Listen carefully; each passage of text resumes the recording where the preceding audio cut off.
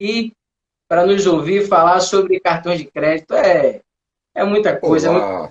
Olá, Ô, professor Melo, seja muito bem-vindo, boa tarde, como é que o senhor está? Firme? boa tarde, eu que agradeço pelo convite, viu, Diego? É uma honra estar aqui para falar sobre esse tema extremamente importante que poucos conhecem a diferenciação. Entram com revisionais como se fosse um cartão tradicional, um cartão condicionado, consignado ou cartão de crédito comum que a gente tem aí das instituições financeiras. Um tema muito quente. Perfeito, perfeito. Que é isso, eu que agradeço aí você ter aceitado esse convite, especialmente plano feriado estar aqui para dispor de seu tempo aí para compartilhar conteúdo conosco, né? Então, vamos iniciar a nossa live, né? De agradecer também ao público que está aqui nos assistindo também, dispondo do tempo para estar aqui prestigiando essa live. E, pessoal, o que é que eu vou pedir para vocês? Clica aí nesse aviãozinho para compartilhar essa live. Qualquer dúvida, por favor, tem um botão aí do lado que é uma interrogação. Coloca a sua dúvida lá, se possível, para que a gente possa estar aqui, né, compartilhando e respondendo. Nosso objetivo aqui é trazer conteúdo, né, para que vocês entendam essa diferenciação, como o professor Mário bem colocou, e as pessoas confundem muito, né, professor Mário? Infelizmente, ainda tem esse problema, né? Porque eu vejo isso como um problema que precisamos solucionar, que é com conhecimento, através de clareza, através de esclarecimento. E esse é o propósito da live, para a gente entender. Então, só para fazer uma breve introdução para você que está nos assistindo, seja você consumidor, seja você advogado ou perito, né? O nosso objetivo aqui é tratar sobre esses tipos de cartões de crédito, porque sim, existem modalidades distintas de cartões de crédito, especialmente a que vamos especificar agora e explicar que são com as instituições de pagamento. Então, basicamente, a gente tem a relação de consumo aí que o consumidor, né, às vezes é até abordado no bairro onde mora. Só para vocês terem uma noção, aqui, professor, é engraçado que quando eu estou indo fazer o meu treino, especialmente, eu recebo umas 3, 4 propostas para fazer cartão de crédito. Olha só numa breve caminhada. Então, imagine quantas administradoras, e eu estou falando de empresas que são lojas de bairro, eu vejo, eu já fiz a pesquisa, inclusive, e não tem uma instituição financeira por trás disso. Recebem essa proposta e são induzidos, seduzidos a fazer esse tipo de cartão, e, consequentemente, o resultado é o quê? Dívida relacionada a cartão de crédito. E é aí que começa a questão do problema, né? E você já começou falando, né, sobre essa questão, professor, muito bem, que as pessoas confundem. E eu queria que você trouxesse uma breve introdução também sobre essa questão, porque as pessoas confundem hoje, e mais especificamente os advogados, né, quando vai ingressar com a ação. Você falou sobre esse ponto de ingressar com a ação e tratam os cartões com a administradora em sentido estrito como se fossem instituições financeiras. O que é que você vivenciou ou vê, né, em relação a isso? Boa, viu, Diego? Porque é um assunto que todo mundo que não tem especialidade bancária tem essa dificuldade de enxergar. Porque a gente vê um cartão de crédito, é igual aos outros, né, na prática, mais um cartão. Então, juros abusivos, taxa média do Bacen, e isso aí foi, né? Essa é a lógica que normalmente as pessoas trabalham e discutem. Eu falo muito sobre isso nas minhas aulas também com o pessoal.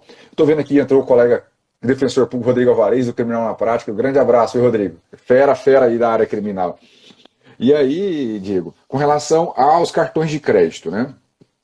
Fazendo dois cortes básicos, se a gente for pensar, né, nós temos aqueles cartões que são ofertados tradicionalmente pelos bancos, vamos falar num linguajar mais simples, para ficar mais claro. A gente fala muito de instituição financeira, e às vezes a gente não é tão didático.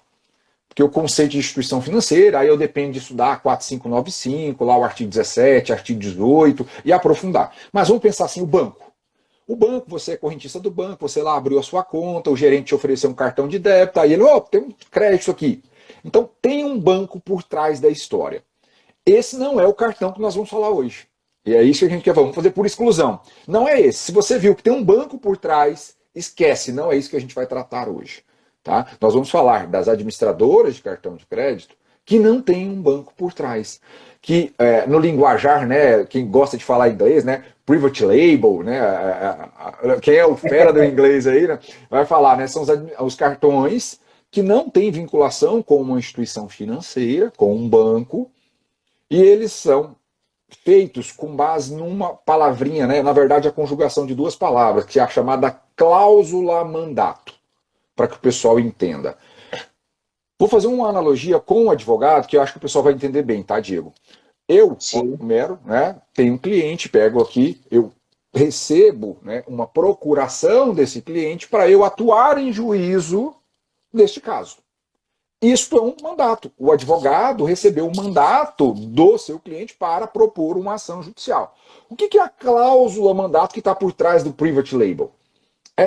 A lógica é a mesma, é só porque a gente não consegue transpor esses conceitos. Por isso que eu estou tentando fazer essa analogia. Então, o que Perfeito. é? Eu, consumidor, quero ter um cartão da loja X, um private label lá. Quero ter um cartão. O que essa loja vai fazer? Ela, no contrato, vai firmar uma cláusula mandato. Então, ela, em meu nome, consumidor, vai lá no mercado tomar um empréstimo em meu nome para fazer o financiamento das faturas de cartão.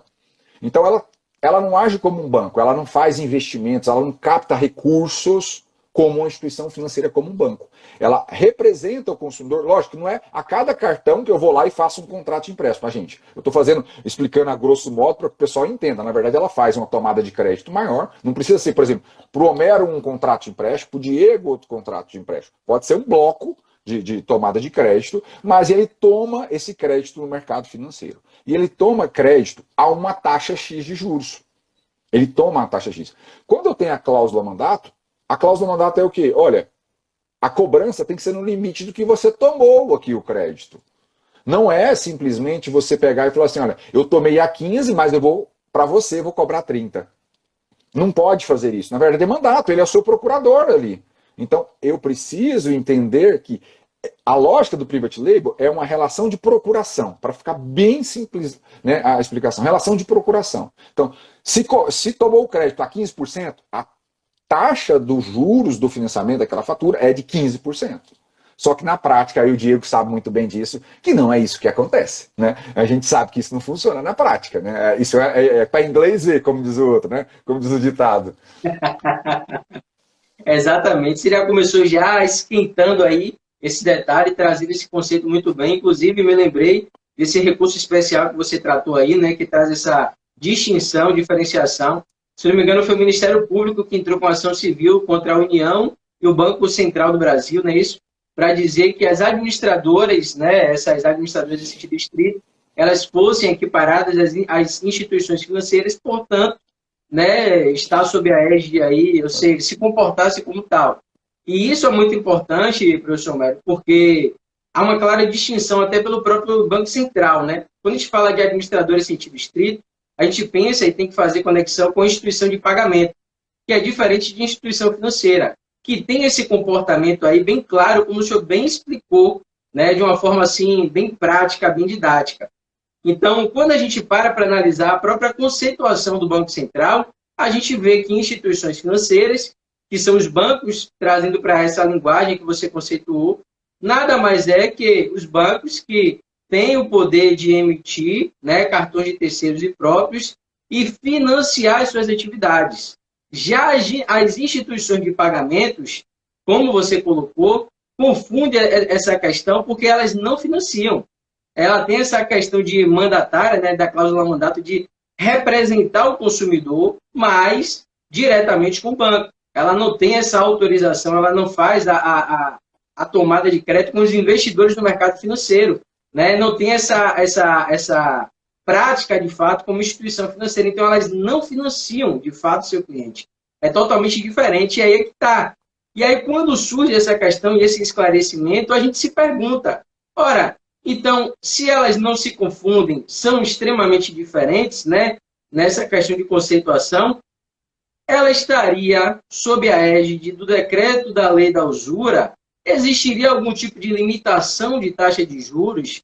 Ela estaria sobre, né, a analogia de fazer o paradigma, as taxas médias praticadas no mercado com outras instituições financeiras? Então, surgem esses questionamentos também, que a gente precisa ter muito bem claro, né, sobre esse assunto. Porque, primeiro, o que é que eu faço quanto perito, né? Claro que o perito, especificamente, e fazendo até essa conexão, professor, do perito e o advogado, quando chega casos aqui, eu faço análise pericial, obviamente, com o conhecimento do direito bancário que eu tenho, eu passo feedback para o meu parceiro, que é o advogado.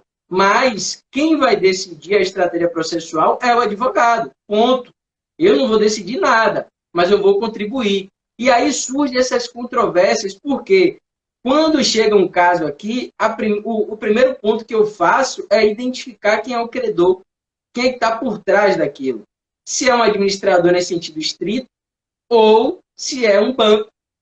E aí que tem esses questionamentos, eu queria ouvir, né, do professor agora, trazendo uma visão jurídica para essa questão, quando fala em relação à limitação de taxa de juros, as taxas médias, que as pessoas sempre confundem essa questão. Porque a gente sabe que instituição financeira, na prática, né, a gente não vai nem entrar nessa questão em relação à medida provisória 2170, que autoriza, na prática mesmo, o que acontece que elas praticam, na linguagem jurídica, o anatocismo, os juros sobre juros, e que, de acordo com a resolução 1064 do CMN, não tem taxa limite para essas instituições financeiras e elas podem livremente praticar, mas o parâmetro é a taxa média. Então, para essas administradoras também vale isso ou não vale?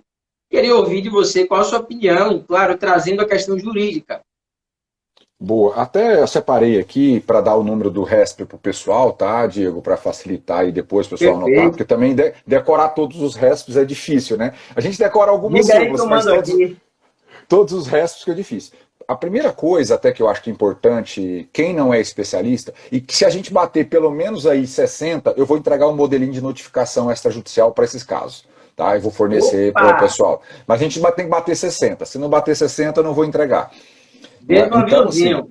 tá vendo aí, né, Denis? Ó, cafezinho já foi aqui, tá quente o negócio, café tá no bulho. Convidado Então especial vamos até lá, colado também. tá colado aí. Então, Diego, com relação a isso, primeira coisa, a pessoa que não é especialista da área, ela vai bater o olho no enunciado sumular 283 do STJ. E aí ele vai falar assim, o que você está falando é balela, é lenda urbana. Então a gente gosta de matar a cobra e mostrar o pau, como diz o outro, né? Bom, é assim que tem que ser feito. Então, não, mas ali está falando da súmula 283, que as administradoras de cartão de crédito são instituições financeiras. Meu amigo, nem sempre o que está na súmula é o que está na súmula e no entendimento da STJ. Nós temos mitigações ao longo do tempo, né? Reinterpretações sem a revogação ou sem a alteração textual dos enunciados sumulares. Por isso que eu preciso me atualizar todo santo dia. Então, se eu não me atualizar, eu vou ter esse problema. Então, aí eu peguei o RESP, o primeiro RESP que eu discuti a questão é um RESP de 2015, tá? É o RESP 1.084.640, tá? Da segunda sessão, olha a importância desse RESP. E aí, como a gente tem peritos aqui também, Diego, em respeito a eles, eu gosto muito de explicar isso. Porque a gente às vezes não é do direito e fala assim, vou pesquisar uma jurisprudência. Aí acha um julgado da segunda turma do STJ, da terceira turma, da quarta turma. Só que eu tenho uma hierarquia dentro do STJ. Eu preciso entender isso como pesquisador, quem quer entender a aplicação do direito. Então, se eu tenho um julgado de sessão, hierarquicamente ela está aqui, ó. Pensando aqui, a sessão está aqui em cima, e é a segunda sessão que cuida de direito privado, terceira e quarta turma de direito privado. Então, as duas turmas que vão cuidar desta matéria que a gente está discutindo aqui hoje, que são cartões, né, é direito privado, terceiras e quartas turmas e a segunda sessão em cima. Acima aqui nós teríamos aí a Corte Especial do STJ. Mas a segunda sessão ela pacifica, ela que pode editar enunciados, ela que julga recurso repetitivo. Então esta segunda sessão veio e falou, olha, administrador em sentido estrito, aí falando, né, arriscando falar o inglês, o private label não é uma instituição financeira. Não pode ser equiparada a uma instituição financeira. Então, o que aconteceu? Mitiguei a súmula 283 do STJ. Aí vem, mas esse julgado é antigo, está superado. Não, vamos lá, tem mais. Vou pegar outro julgado aqui para vocês, para a gente falar sobre ele. Depois, agora em Bota aí, 2020, pessoal. o RESP 1.359.624 reforçou de novo, pau na cabeça de quem não entende direito bancário. Esse Não é de São é Paulo, né? Esse é de São Paulo, isso mesmo. Não é instituição financeira. Então, quer mais prova do que isso? Não tem como. Então, não são instituições financeiras. Tá? Então, a gente matou de vez aqui aquela discussão. Ah, tem que aplicar. E detalhe, gente, não é só advogado que não sabe disso. Muito juiz não sabe disso. Não sabe. Você tem que desenhar, fazer a historinha. Olha, súmula 283, resp tal, morreu o assunto. Aí você fecha o cerco para ele. Fala, não tem como. E aí vai vir uma discussão muito profunda de lei da usura, que você já falou, né? O Decreto-Lei 22.626, e Selic.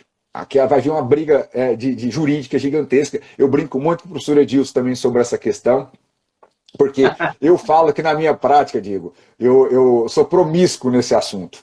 Por quê? Eu jogo de acordo com o gosto do freguês, e o gosto do freguês é economicamente falando. Olha, neste momento é melhor eu aplicar 1% ou é melhor eu aplicar a Selic? Né? Eu sou promíscuo, vamos assim dizer, na discussão desse assunto. Mas é com esse fim, propiciar ao cliente, no caso da defensoria, ao assistido da defensoria, porque eu sou defensor público, a melhor solução jurídica para o caso.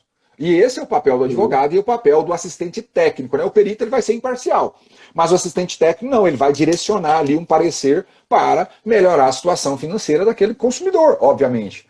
Então, assim, aí nós temos essa discussão fortíssima no STJ lá em cima, um brigando com o outro ali, um querendo morder o outro, é Selic é 1%, é Selic é 1%, mas daqui a pouco a gente fala, deixa de bater 60, né? Segura aí, pessoal, que a gente fala daqui a pouco. Viu? Mas esse assunto, né? Pode falar. Eu achei só interessante um detalhe que você falou, que é um ponto também, né, que não é comum a gente ver, principalmente conversando com advogados. Você diferenciou exatamente assistente técnico e parecer. Perito é imparcial, assistente técnico é parcial. E é justamente esse ponto, né? E aí vocês que estão nos assistindo, que são peritos e advogados, entendem a importância do perito conhecer de direito bancário, mas entender que há um limite na atuação dele, ele não é o advogado, ele não tem que definir estratégia processual, e o advogado também tem uma noção e conhecer sobre perícia, porque aí abre o horizonte e aí alinha, e aí tudo fica perfeito, né? Fica lindo. Mas continue, professor. Perfeito. E aí, ó, o pessoal tá curioso aqui. Pessoal, manda a perguntinha aqui, ó. Embaixo aqui tem uma interrogação. Já tem uma estrela aqui. Porque vai passando e a gente fica perdido, né? Então, é melhor colocar aqui. Eu vi que tem gente falando da capitalização, o pessoal tá ansioso. Nós nem falamos dos juros. Né? Segura aí, dentro do aviãozinho para bater os 60, tá chegando perto. O pessoal tá ansioso, tá ansioso. Então, nesse sentido, Diego, falando, né, de juros, o que a gente vai discutir, o que vai aplicar, a gente tem que entender que, a partir do momento que a gente conceituou a administradora de cartão de crédito em sentido estrito como uma instituição não financeira, né, ela não é uma instituição financeira, ela não pode estar no mercado financeiro como um banco. Primeira coisa. Então, ela não pode praticar o crédito como fosse uma instituição financeira. Ela não pode fazer isso, jamais. Porque aí ela não é instituição financeira, ela não está regida pela estrutura do SFN, Sistema Financeiro Nacional. Então, a aplicação normativa é outra. Não estou falando que ela não pode praticar o crédito como uma relação de direito privado. Ela pode, mas ela não pode ter o livre mercado, a livre iniciativa que a gente tem lá do SFN, porque a gente sabe que juros no Brasil não existe tabelamento.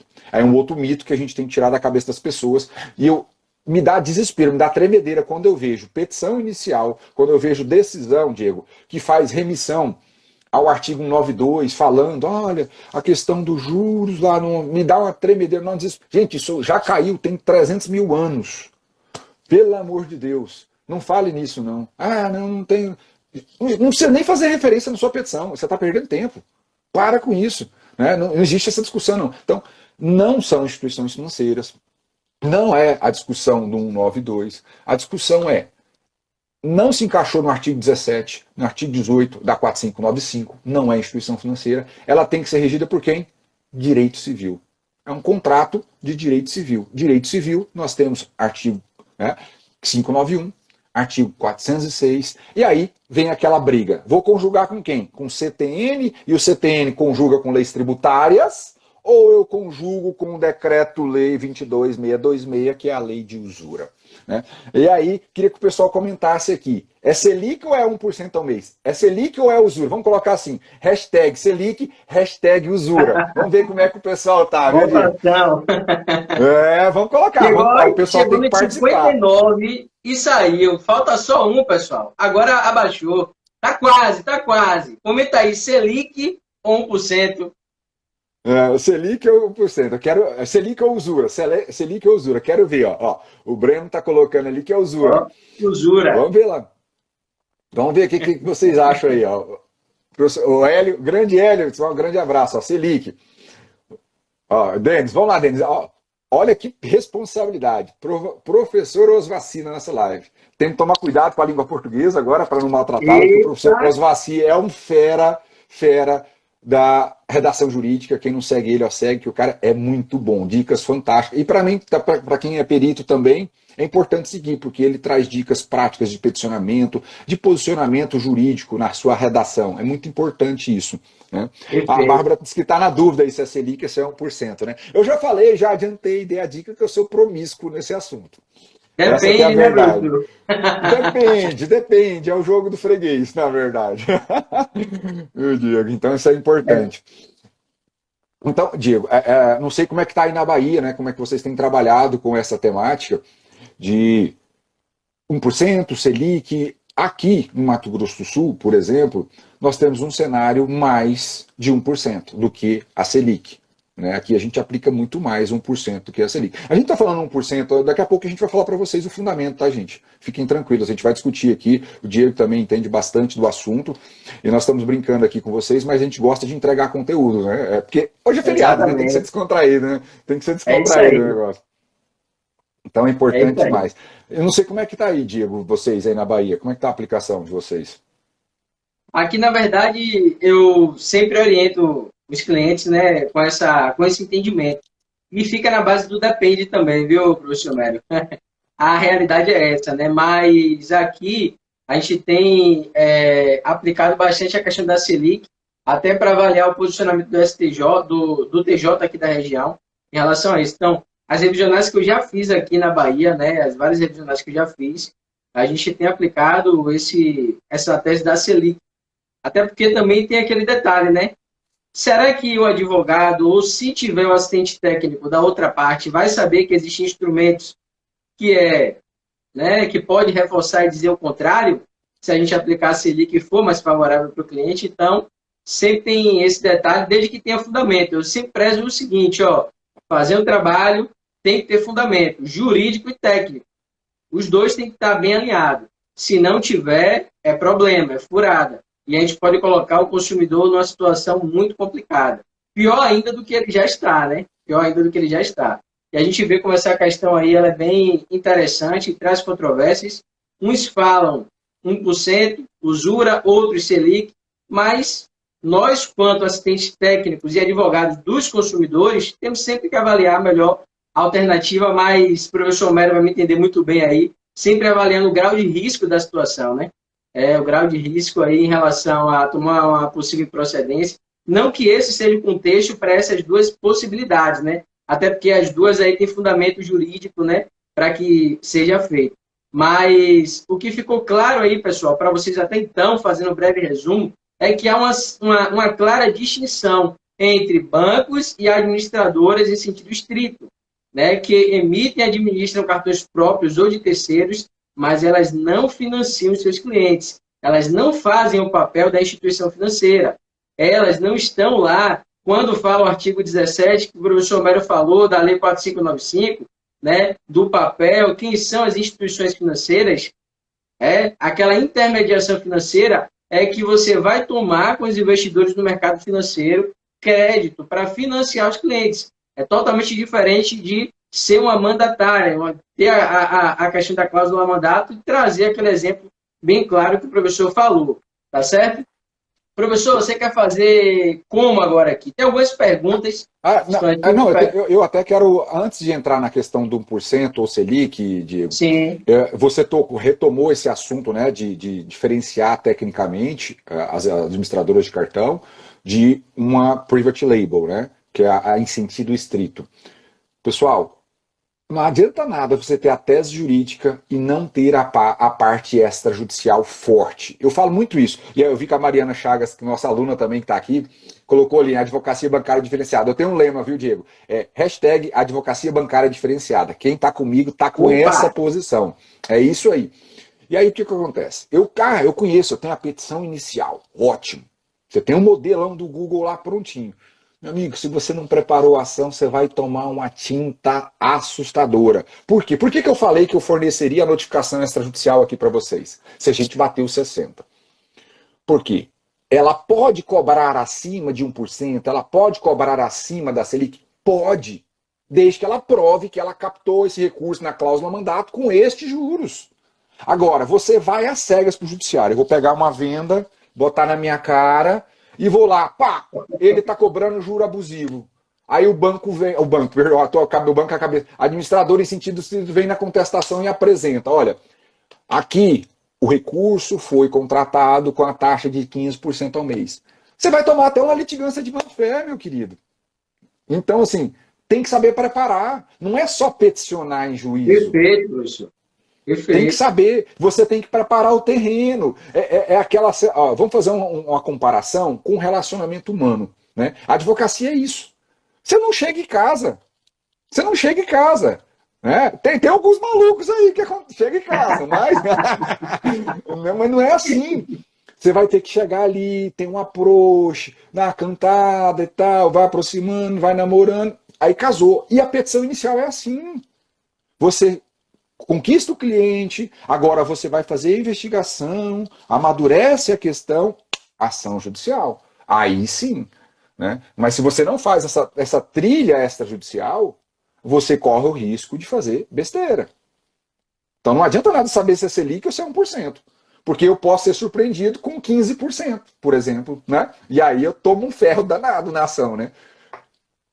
Não sei se você já Exatamente. teve essa situação. Nesse contexto especificamente não, mas eu achei bem interessante o que você colocou, professor, porque é o seguinte, pense comigo, as administradoras em si, elas, em casos que eu pego aqui, assim, tranquilo, cobrando 19%, 15%, 20%, tranquilamente cobram esse percentual em relação à inadimplência. Atrasou, ou parcelamento de fatura também nessa faixa de percentual. Só que, parem para pensar conosco, pegando o exemplo que o doutor Homero falou agora aqui. Será que essas administradoras elas realmente vão tomar um crédito com o banco para pagar uma taxa de 15%? Vamos supor o seguinte, que eles comprovem lá, não, aqui, ó, eu tomei empréstimo com o banco para financiar isso aqui, ó, para pagar, quitar a dívida do cliente, eu peguei lá, fui como um representante dele, só que qual foi a taxa? Será que é 15%?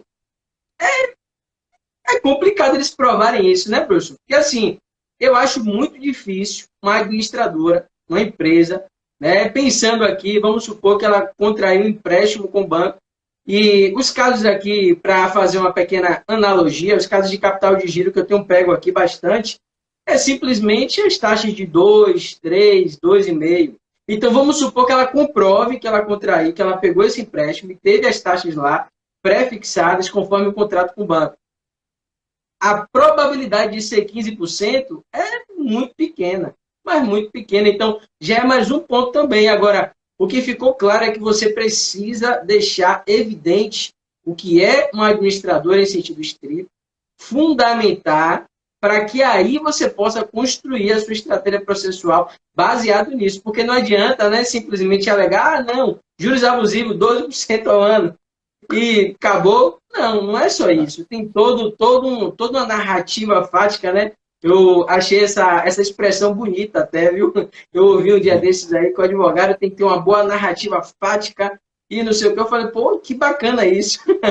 E aí estou usando É, aí comumente, né? De vez em quando eu falo isso, mas o que eu quero trazer desse contexto, que o professor Romero colocou, é justamente isso, construir de uma forma clara, que deixe evidente que essa administradora ela não é uma instituição, fundamentando para depois atacar com alinhado que ao trabalho técnico, né? O trabalho técnico do assistente técnico que vai estar dando todo o suporte aí para que você sim possa fundamentar essa questão. Beleza? O Perfeito. professor É Mário vai verdade. querer entrar na questão da usura ao Selic ou responder as perguntas. O que é que você acha? Ou deixa para o final? Vamos responder agora ou você quer já partir para falar? Você que manda aí na live. Você quer Primeiro, vamos fazer o seguinte, então. Vamos esclarecer um pouco mais essa questão da Selic, né, e da usura, porque quando a gente traz esse contexto aí que faz essa relação, o professor Mário bem colocou, que é regido pelo Código Civil, que faz lá a conexão com o artigo 591 com 406, que tem a conexão com o artigo 161 do CTN, que, será que é dos tributos federais que tem relação com a Selic? O tema 99 e o 112 do STJ, inclusive, é o fundamento que traz essa evidência, né, traz essa relação, dizendo que a taxa que faz referência a esse artigo é a Selic. O doutor pode me corrigir se eu estiver errado, e tem um recurso especial, se não me engano, que trata sobre isso. Só que em 2021, inclusive, eu vi em uma postagem sua aí, ó. Então, quem não segue o doutor Homero já aproveita, viu? Porque eu estava passando na internet e vi uma postagem sua de um recurso especial em 2021 que trata especificamente sobre esse novo Vou trazer posicionamento do para eles aqui. STJ. Vou trazer eles aqui. Vou trazer aqui. Tá separadinho aqui. Aí, pois é, então, já tem uma nova conversa, um novo entendimento de que essa taxa não é Selic, mas é 1%. Só que aí é que está aquela questão, né? O porquê a gente sempre cita a questão do depende. Porque nem sempre o advogado da parte, o assistente técnico, vai ter o conhecimento que você que está aqui nessa live está tendo agora. Entende? Então, quanto mais instrumentos jurídicos, né, fundamentar, construir isso aí melhor, de uma forma bem estruturada, para você vai ser bacana, mas entendendo que, se porventura ele conhecer esse instrumento que anule o que você está falando, no sentido de Selic, 1% também para o cliente vai ser bom, 1% ao mês. Né? De toda forma, aí vai ter vantagens para o cliente. Inclusive, professor, o próprio CPC permite que os advogados façam pedidos alternativos, né? Os pedidos subsidiários. Então, pode até criar cenários. Seria uma outra alternativa, criar cenários também. Excelente colocação, viu, Diego, com relação a isso. E aí você trouxe, eu até separei esse RESP também, é um agravo interno no RESP. O que acontece? Quando a gente fala de Selic, de fato, né, os temas já definiram, tem julgados da Corte Especial do STJ falando, olha, de fato, a questão do 591 com o 406 do Código Civil, combinado com o 61, e aí combinado com uma série de legislações tributárias que tratam da Selic, seria a Selic. Só que aí a voz mais forte hoje que fala sobre isso seria o ministro Luiz Felipe Salomão. Por isso que é importante, quando a gente vai estudar a jurisprudência, também ler votos, ler inteiro teor de acórdãos. Né? Porque ler só a ementa, normalmente, ela não expressa tudo o que se queria dizer ali. Ela é um resuminho, né, da tese que foi firmada. E às vezes tem problemas, né? A gente sabe que tem problemas. Então, ler o voto é melhor. E aí foi passando o tempo, e o ministro Luiz Felipe Salomão virou e falou, olha, eu acho que a gente errou, a gente precisa mudar isso aqui.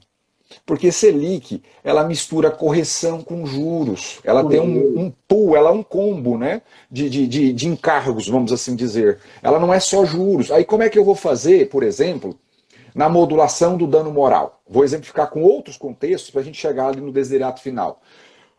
Peraí, dano moral, correção tem um marco temporal e juros de mora tem outro marco temporal. Como é que eu faço isso? Eu pego a Selic e corto ela ao meio?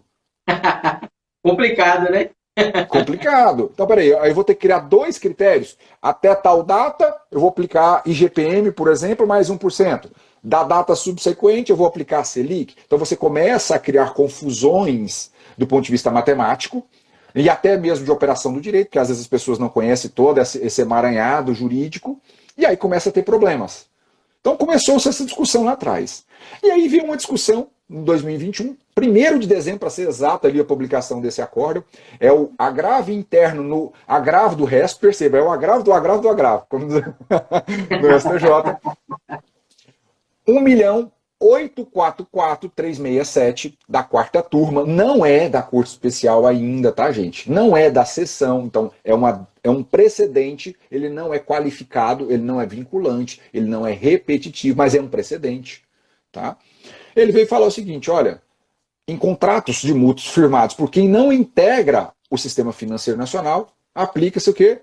Lei de usura 1% ao mês. Então, começou a mitigar o entendimento da Selic. E tem outros julgados depois que foram começando a fazer esse movimento. E esse entendimento, ele se espelha também com o administrador de cartão de crédito em sentido estrito. Por quê? Qual que é a base? Qual que é a razão desse julgar? Não pertencer ao sistema financeiro nacional. Não ser uma instituição financeira. Se administrador de cartão de crédito em sentido estrito não é uma instituição financeira, aplica a mesma razão de decidir. Mas nós temos hoje ainda um predomínio da Selic no STJ. Isso tem que ser muito claro para vocês. Mas está se evoluindo para se aplicar esse 1%. E aí o Diego colocou um ponto fundamental, que no Código de Processo Civil nós podemos trabalhar com pedidos, né, subsidiados. Olha, juiz, se você for julgar a minha causa, primeiro, enfrente este tópico, que é Selic, por exemplo, aí vai depender do gosto do freguês, a Selic. Mas, juiz, se você entender que não é Selic, subsidiariamente, então, julgue o meu pedido com base na lei de usura, 22626, decreto-lei.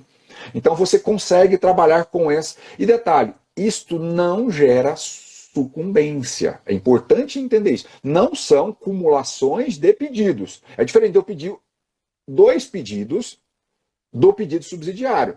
O juiz só vai dar um, né? Ou ele pode julgar improcedente os dois. É óbvio, se ele julgar improcedente os dois, vai dar sucumbência porque você perdeu a demanda. Mas, por exemplo, ele enfrentou o seu primeiro pedido, ele não acatou a sua argumentação, mas ele foi para o segundo, ele acolheu, não tem aí sucumbência, porque é um pedido subsidiário seu, você não vai ter problemas com relação a isso. Fique tranquilo, porque o mérito, o objeto principal da demanda está tranquilo ali. Então, você pode trabalhar com esta argumentação, sem qualquer problema.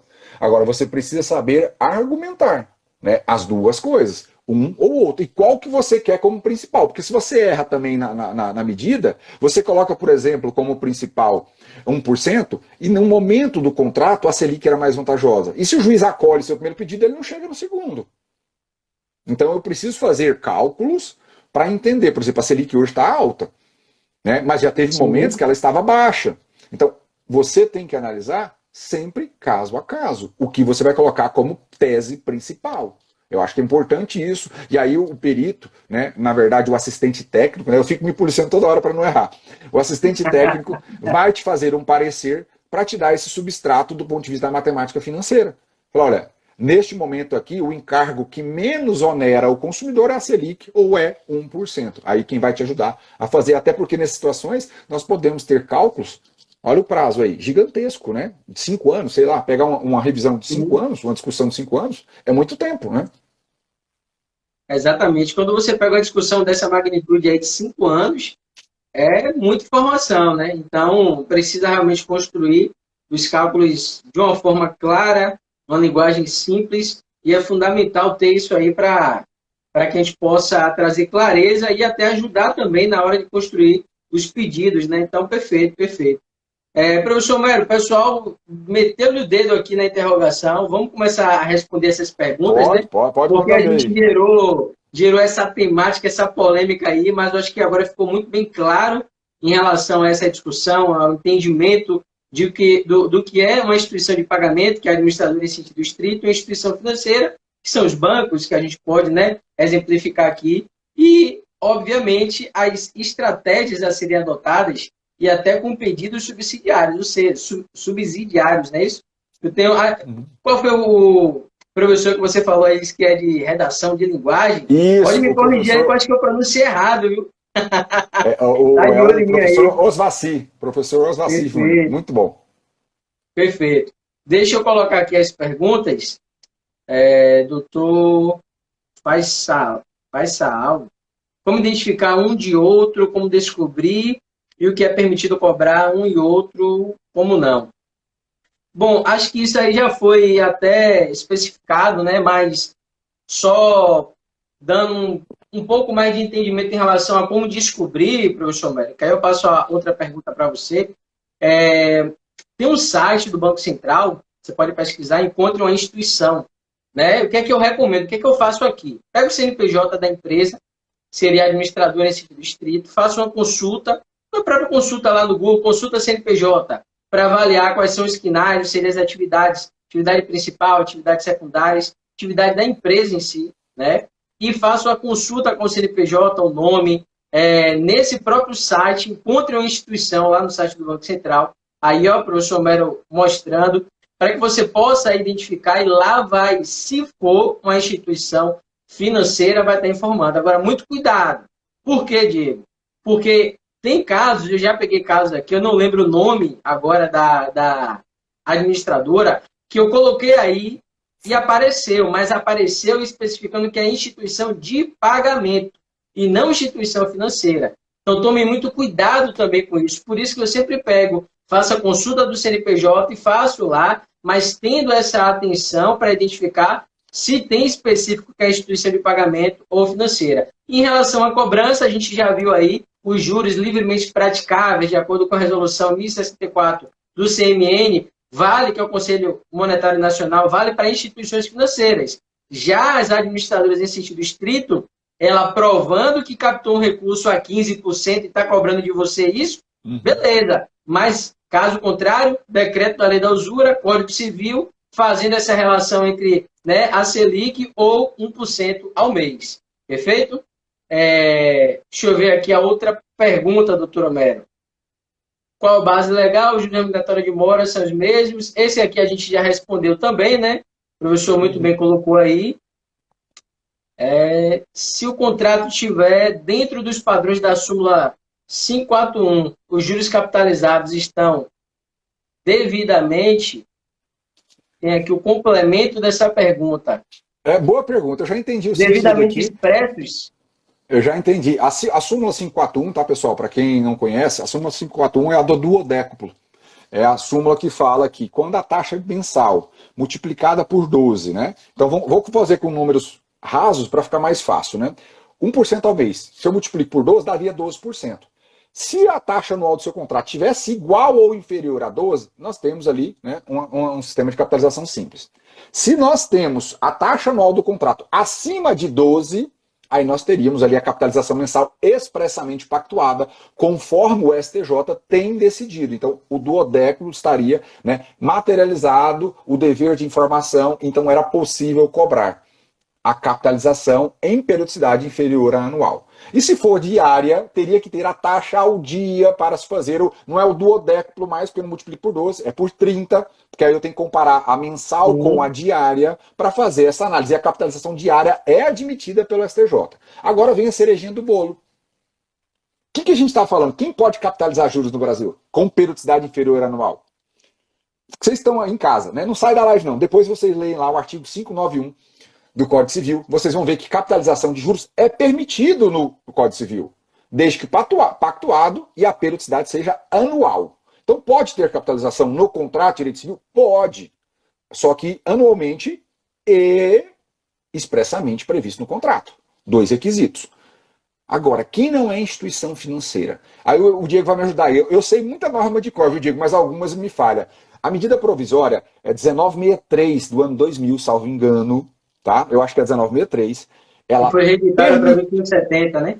Isso mesmo. Ela permitiu a capitalização com periodicidade inferior anual nos contratos dentro do sistema financeiro nacional. Então, uma instituição financeira pode capitalizar os juros com periodicidade inferior ao ano? Pode, desde que também esteja expressamente pactuado. A 10.931, que trata da cédula de crédito bancário, reforça isso, né, que pode ter a capitalização em periodicidade inferior anual. Só que, o que é um administrador em sentido estrito? Ela é uma instituição financeira? Se não é instituição financeira, pode capitalizar com periodicidade inferior ao ano? Mais uma tese para você colocar na sua inicial. Inclusive, professor Homero, essa súmula aí, o que pode ser fundamentado também, aí sim, você pode me corrigir se eu me equivoquei, se aplicaria a questão da súmula 121 do STF, ainda que expressamente pactuado em periodicidade inferior a um ano, ainda assim ela não é instituição financeira. Então, ora, é vedado a capitalização de juros, é vedada a prática do anatorcismo. É isso? Perfeito. E aí você colocou um assunto que a gente tem que trazer para eles. Eu falo, falar direito bancário é um problema seríssimo, porque uma coisa emenda a outra, assim, ó, a gente acaba daqui 3 horas. Mas olha, o Diego colocou o enunciado 121 do STF, que ele trouxe aqui, que vai falar da aplicação da lei de usura, né? O decreto 22626, que a questão de capitalização de juros, que não permite essa capitalização. Cuidado, muita gente acha que esse enunciado foi revogado pelo 596 do STF. São contextos diferentes de aplicação, tá? Não errem isso, pelo amor de Deus. É igual a súmula 283 que a gente falou no início da live. São contextos diferentes de aplicação. A 596 aplica para quem é instituição financeira. Para quem não é, aplica o quê? Súmula 121, como o Diego falou. E esse é o fundamento, como diz, está cachapante para enterrar de vez qualquer discussão. Olha, não cabe capitalização para quem não é instituição financeira. E aí fecha o assunto, né? Tranquilamente.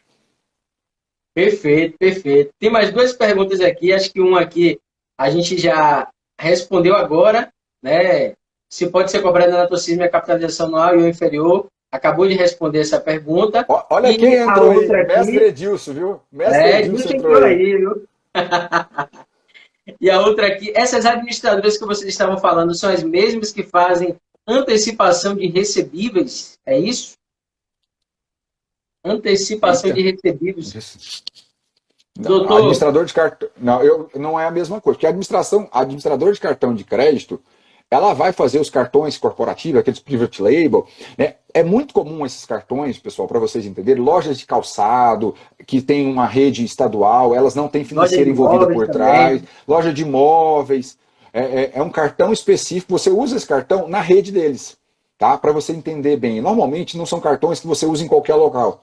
Normalmente são cartões vinculados à rede daquela administradora específica que está ali fazendo. Ou ela faz convênio. Porque eu posso ter, por exemplo, uma administradora em sentido distrito que faz convênio com a loja X, né? E aí você usa naquela rede credenciada de estabelecimentos ali, né? Então pode ter também. Mas é limitado àquele ciclo de credenciados ali. É o uso mais comum que nós temos do private label. Tá?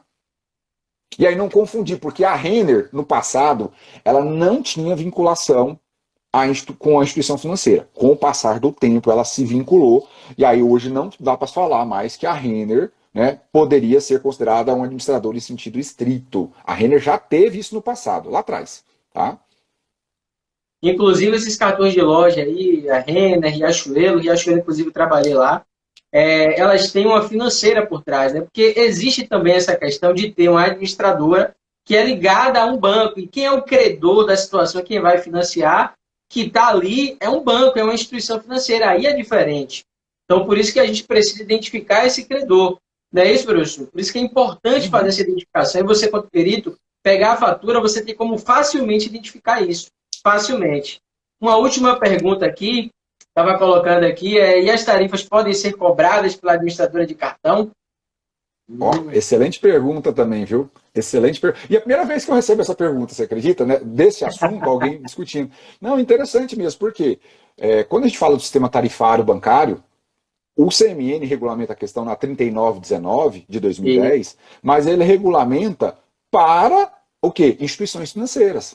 Ele não regulamenta para quem não é instituição financeira. Então, tudo que você fala, olha, é para banco, não se aplica para administradora de cartão de crédito. Então, ela não pode cobrar, ela não pode ter o sistema tarifário de um banco ou de uma financeira, tá? Não pode ter essa mesma lógica.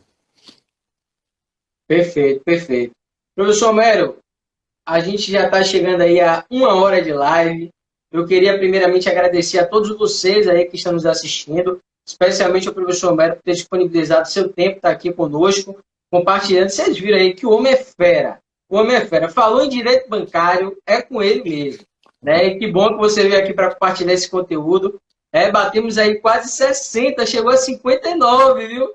Eu não vi bater 60 não, professor. E aí? Eu também não vi, não. Ó, se alguém 60, viu, não é isso? Tem 60, tem que ter 60. Viu, Diego? Ó, se alguém viu, tem que ter o print para mostrar, para provar. Aí eu vou liberar a notificação. É isso aí. Se fazer bateu 60, tirou o print aí, manda pra gente, viu?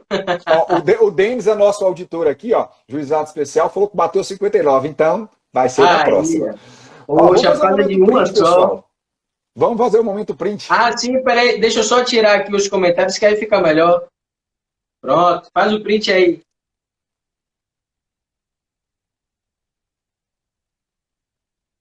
Vê? Foi? Acho que foi, né? Vê se a gente saiu bonito nessa foto aí, viu?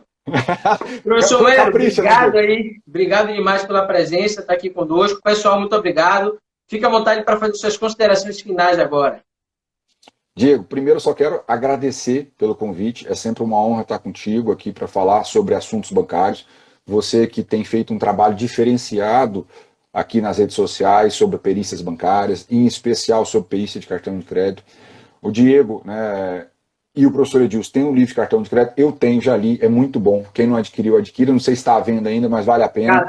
Tá. É um material bem bacana. É uma forma de você aprender conteúdos diferenciados. Né? Como eu digo sempre no meu lema ali da nossa turma, é advocacia bancária diferenciada, hashtag, né? Então a gente precisa estar em cima disso, porque se a gente fizer igual, a gente vai ser mais do mesmo, e mais do mesmo não decola, não anda, não voa. Então a gente precisa modificar, elevar o patamar, subir a régua, como diz o professor Edil, subir a régua da perícia bancária, subir a régua da advocacia bancária, para que nós possamos aí realmente fazer um trabalho diferenciado para o consumidor. E agradeço estar podendo compartilhar um pouquinho do que eu sei com seus seguidores também, tá, Diego? E contem comigo, sempre que precisar, a gente está aqui para discutir os assuntos bancários. E se eu não souber, eu vou estudar. É óbvio, eu sou humilde de falar o suficiente, eu não sei tudo. Né? A gente vai buscar conhecimento para aprender. Muito obrigado mesmo. Perfeito, professor. Esse foi 1 hora aí com muita dica, muito conteúdo top.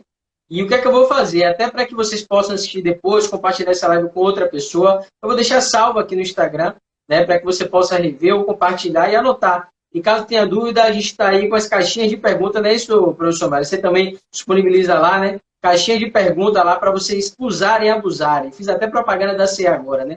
Mas coloca lá as perguntas de vocês, né? E obrigado mais uma vez pela disponibilidade, agradeço aí estar aqui conosco. Deus continue abençoando. Vocês que estão aqui também na live, tamo junto e vamos para cima, vamos para cima. Professor, obrigado, bom feriado, um excelente noite aí. Marque a gente nas redes sociais, né, Diego? Marque a gente nas redes sociais. Sim, tirou o print aí, marca a gente lá para a gente repostar. Hashtag advocacia bancária diferenciada e perícia diferenciada.